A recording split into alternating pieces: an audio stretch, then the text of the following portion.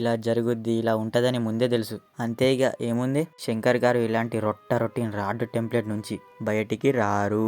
ఇకంతే ఏం చేయలేం. శంకర్ రామ్ చరణ్ కెరియర్లోనే ది వరస్ట్ మూవీ ఇదే. అంత వరస్ట్గా ఉంది. అంటే సినిమా పోద్ది అని అనుకున్నా. 100%లో ఒక 20% బాగుంటుంది అనుకున్నా. అలా 20% బాగున్నా పర్లేదు అనుకున్నా. కానీ 2% కూడా బాలేదు. కంకర్ రాడ్డు మ్యాక్స్ మూవీ చూడలేక సచ్చా. ఎప్పుడు కంప్లీట్ అవుద్దిరా అనే ఫీలింగ్లో ఉన్నా. నా వల్ల కాలేదు ఇక. రియల్లీ డెడ్ స్లీప్ ఉంది మూవీ. ఏముందని ఇన్ని సంవత్సరాలు తీశారో ఏంటి, గీ మాత్రం దానికి సంవత్సరాలు తీయాలా? మళ్ళీ పాన్ ఇండియా మూవీ అంట. ఏంటి కంకర్ రాడ్డు తీయడంలో పోటీ పెట్టుకుంటున్నారా ఏంటి? కార్తిక్ సుబ్బరాజ్ రైటింగ్ అన్నారు. ఆఖరికి కార్తిక్ సుబ్బరాజే క్యాలీఫ్లవర్ పెట్టాడు. అసలు ఎంత కామెడీగా ఉంది తెలుసా రైటింగ్ అయితే. దీన్ని కూడా రైటింగ్ అంటారా అండి?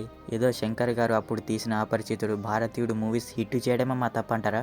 ఇక్కడ మనదే తప్పు. అప్పుడు అవి హిట్ చేయకపోతే ఇప్పుడు ఇలా అయ్యేదే కాదు. ఇంకా ఎన్ని తీస్తారండి ఇలా?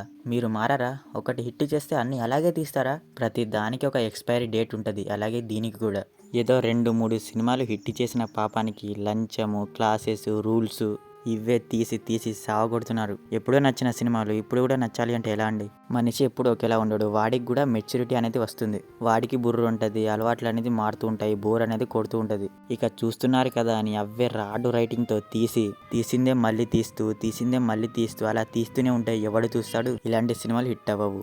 ఎవడు చూడ్డు. సొసైటీ చెడిపోయే సినిమాలు చూడండి, అందరూ చూస్తారు అని అందరూ అంటూ ఉంటారు. ఇప్పుడు అన్ని మంచి సినిమాలు తీస్తే సొసైటీ బాగా అయిపోద్ది అని అనుకుంటే పొరపాటే. ఇప్పుడు అన్ని చెడ్డ సినిమాలు తీస్తే సొసైటీ కూడా చెడ్డగా అయిపోతుందని అనుకుంటే కూడా పొరపాటే. ఒక సినిమా చూసి మంచోడు లేదా చెడ్డడు అయిపోయే రీజ్లో సినిమాలు తీస్తున్నారు మీరు. ఇప్పుడు ఒక సినిమా చూసి 2 గంటల సినిమా చూసి అందులో ఉన్న మంచి చనిపోయే వరకు పాటిస్తాడా? సినిమా చూసి బయటికి వచ్చాక 1 గంటలో మర్చిపోతాడు. సినిమా ఇంకా బాగా ఉంటే 1 రోజు 2 రోజులు అంతే, అంతకంటే ఎక్కువ గుర్తుండదు. ఆ ఉన్న 2-3 గంటల్లో కూడా మీరు ఒకటే క్లాసులు బీగితే ఎవడు చూస్తారండి? కొంచెం డిఫరెంట్ కాన్సెప్ట్తో రండి గురుగారు. ఈ సినిమాలో ఒక్క ప్లస్ పాయింట్ కూడా ఉంది అంటే ఒక్కటి కూడా లేదు. నా వరకు అయితే అసలే లేదు. అసలు సినిమా చూస్తున్నంతసేపు కళ్ళు అలా మూసుకుపోతున్నాయి. ఇంత టైం తీసుకొని ఇదా అండి మీరు మాకు ఇచ్చింది? ఆ డైరెక్షన్ ఉంది, అయ్యే బాబాయ్, సినిమా అనుకున్నారా లేకపోతే యానిమేషనల్ ఖుషి టీవీ ఇదా అనుకున్నారా? ఆ స్క్రీన్ ప్లే డైరెక్షన్ వల్లనే సినిమా చిరాకు దొబ్బింది. చెడ్డోడెవడు మంచోడెవడు అని రామనందన్కి ఎలా తెలుసు? చెయ్యి ఇలా అంటే వెళ్ళిపోతారంట. సీఎంకి కలెక్టర్కి మధ్యలో ఉండే రైవల్రీ భలే కామెడీగా తీశారు.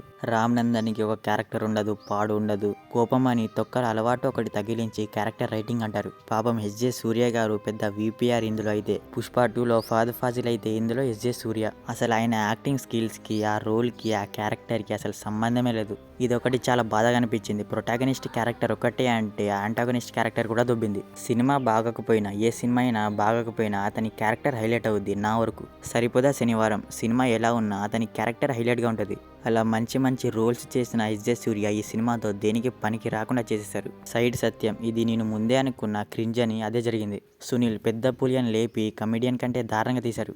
కియారా ఎందుకుందో అర్థం కాలేదు. సినిమా ప్రొసీడ్ అయ్యే విధానం ఉంది, అయ్యే బాబాయ్ చూడలేక చుక్కలు చూసా. సినిమాలో లాజిక్లెస్ సీన్సెస్ చాలా ఉన్నాయి, అవి చెప్తే స్పాయిలర్స్ అవ్వచ్చు. పర్ఫార్మెన్స్ విషయానికి వస్తే రామ్ చరణ్ అప్పన్న క్యారెక్టర్లో బాగానే చేశాడు కానీ రామనందన్ క్యారెక్టర్లోనే పెద్దగేం లేదు. చాలా సీన్సెస్ వరకు ఆర్టిఫిషియల్ గానే ఉంది ఎక్స్ప్రెషన్స్. అంటే నాకైతే ఒకటే ఎక్స్ప్రెషన్స్ ఉంది అనేలా అనిపించింది. కియారా అసలు ఎందుకుందో, ఎందుకు పెట్టారో తెలీదు. అంటే సాంగ్స్ హీరో ఒకటే చేస్తే బాగున్నదని పెట్టారేమో మరి. ఇంకా హైరానా సాంగ్ తీసేశారు. అంత డబ్బులు పెట్టడం ఎందుకు, తీసేయడం ఎందుకు?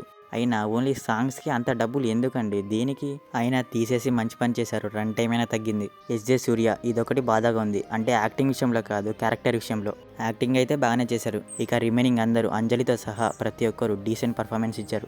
బీజిఎం పెద్దగేం లేదు, ఒకటే పడుతూనే ఉంటుంది. హీరో రాగానే ఒకటే బీజిఎం, విలన్ రాగానే ఒకటే బీజిఎం, అదే ఇక మొత్తం. సాంగ్స్ కూడా పెద్దగేం లేదు, కొన్ని బాగున్నాయి, కొన్ని బాలేవు. కెమెరా వర్క్ కూడా అసలే బాలేదు, ఒకటే షాట్ వాడుతూనే ఉంటారు. Finally Game Changer is a గుణపం. సో మరిది గేమ్ చేంజర్ మూవీ రివ్యూ గురించి. మరి మీరు మూవీ చూసారా? మీకేమనిపించింది అనేది మా కామెంట్ సెక్షన్లో షేర్ చేసుకోవడం మాత్రం మర్చిపోకండి. మీకు కనుక మా రివ్యూ నచ్చితే దయచేసి మన ఛానల్ని సబ్స్క్రైబ్ చేసుకోండి. Okay, will meet in next video. Thank you.